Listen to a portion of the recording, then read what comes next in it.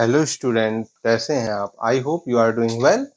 Today we will discuss class 9 real number topic. ठीक है, मतलब वास्तविक संख्याओं के बारे में आगे जो मैटर पढ़ाना है उसकी बात हम करेंगे। ठीक है, तो आइए बात कर लेते हैं। आज लास्ट टर्म में आपने पूरे नंबर्स के बारे में जाना था। ठीक है, हिंदी और इंग्लिश दोनों मीडियम में समझाया था। आज क्लास टोटली हिंदी मीडियम में चलेगी। ठीक है, तो इस हिंदी मीडियम में आज हम बात करेंगे नंबर लाइन यानी संख्या रेखा।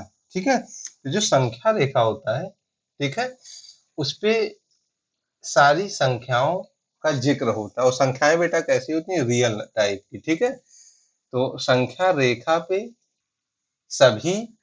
संख्या रेखा पर सभी वास्तविक संख्याओं की चर्चा होती है। ठीक है, तो जैसे आपसे कोई पूछे संख्या रेखा क्या है, तो ऐसी रेखा जिसमें वास्तविक संख्याओं का जिक्र हो। ठीक है, या पूरी सभी वास्तविक संख्याएं डिफाइन हो। जैसे आपको समझिएगा, ये एक लाइन है।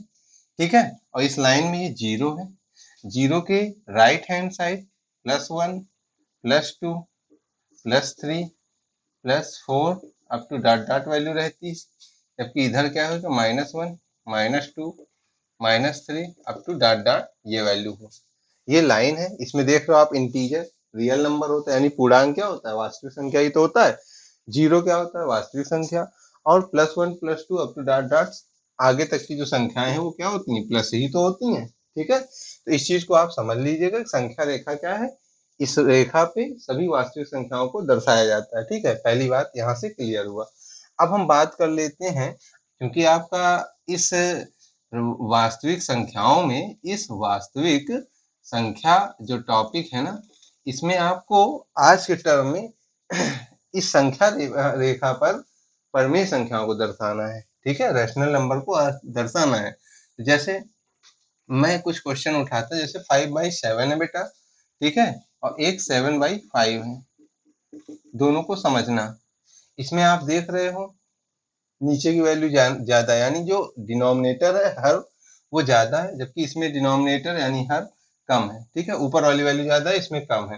तो इस दोनों ही नंबर को कैसे हम नंबर लाइन पे दर्शाएंगे, आज हम इसके बारे में डिस्कशन करेंगे। ठीक है, तो आज बहुत कुछ जानेंगे आप। A lot to know, a lot to discuss, but before starting this lecture, please like, share, subscribe बैंक मैथमेनिया यूट्यूब चैनल। चलिए ठीक है, अब इसको देखिए। चलिए हम बात कर लेते हैं 5/7 को। तो पहले आप इसको अगर डिवाइड करोगे बेटा, तो सीधी सी बात है, इसकी जो वैल्यू है वो एक से छोटी है। एक से छोटी है, तो आप जान रहे हो 5 को अगर 7 से डिवाइड किया जाए तो ये 0 हो जाएगा। 7 7 जा 49। तो आप देख क्या रहे हो? 0.7, 0.7, जो कि एक से क्या है बेटा? छोटा है। अगर एक से अगर छोटा है तो ध्यान रखिएगा, मुझे जो भी नंबर लाइन बनाना है, इस नंबर लाइन पे जो भी काम करना है वो 0 और +1 के बीच कार्य करना होगा। ठीक है, तो अब देखिए, इसी को मैं थोड़ा सा बड़ा बना रहा हूँ। ठीक, जैसे ये आपकी नंबर लाइन मैंने बना दी है। ये 0 हो गया, निगेटिव से अभी मतलब नहीं है क्योंकि ये वैल्यू प्लस है। ठीक है, अब देखिए यहाँ पे जैसे मैंने ये बांट लिया, ये 1 मैंने कर लिया। ठीक है, इसको पूरा बनाएंगे 2, लेकिन ध्यान रखिएगा ये लेंथ और ये लेंथ पूरी इक्वल होनी चाहिए।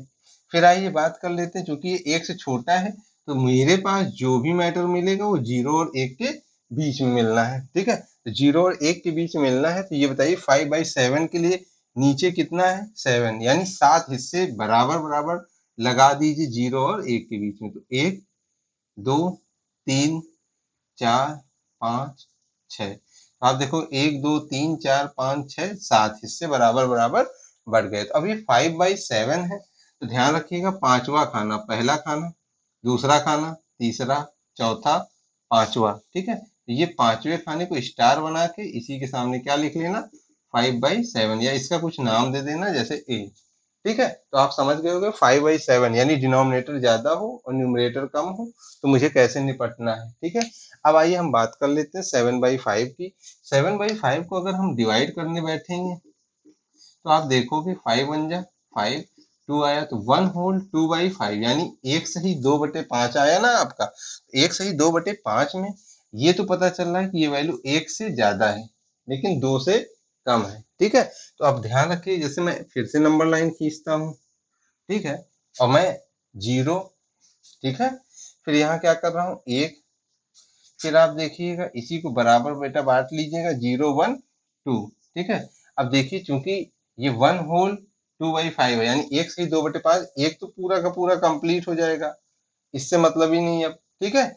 एक पूरा पूरा कंप्लीट है। अब 2/5, तो नीचे 5 है ना, इसको कैसे सेट करोगे, नीचे 5 है तो 5 हिस्से आप बराबर बराबर बांट लीजिए, 1 2 3 4, तो 1 2 3 4 5 हिस्से बराबर बराबर बढ़ गए, ठीक है।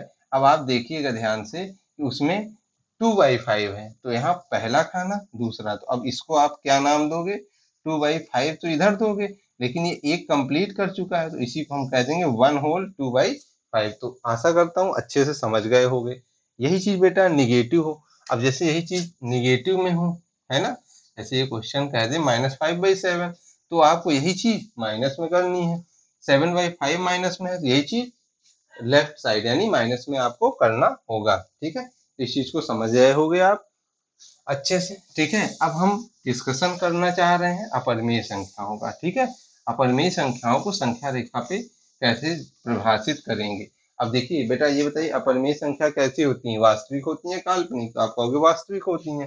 तो चलिए जैसे मैं उदाहरण के लिए दे रहा हूँ, सबसे बड़ी पहचान जानते हैं, रूट आएगा, ठीक है, रूट आएगा। लेकिन अब कह दोगे आपकी पाई में कौन सा रूट आता है, तो बेटा पाई जो है आप समझिएगा, मैंने लास्ट टाइम बताया, जो पाई होती है वो वैल्यू निश्चित नहीं होती है, ठीक है। आप देखोगे नॉन रिपीटिंग और नॉन टर्मिनेटिंग, यानी कि जो रिपीट ना हो, ठीक है, समझ रहे हैं, जो सीक्वेंस में रिपीट ना हो और जो समाप्त ना हो, ठीक है, वो आपका क्या होता है, अपरिमेय संख्या। तो उस पे ये चीज फॉलो होती है। एक सिंपल सा तरीका मैंने बताया, अगर आपको रूट में कोई संख्या दिख जाए, सीधी सी बात है वो क्या है, अपरिमेय संख्या है, ठीक है। तो अब चलिए यहाँ पर देखिए ध्यान से, जैसे √2, √3, √5, √7 अप टू डॉट डॉट √6, ठीक है।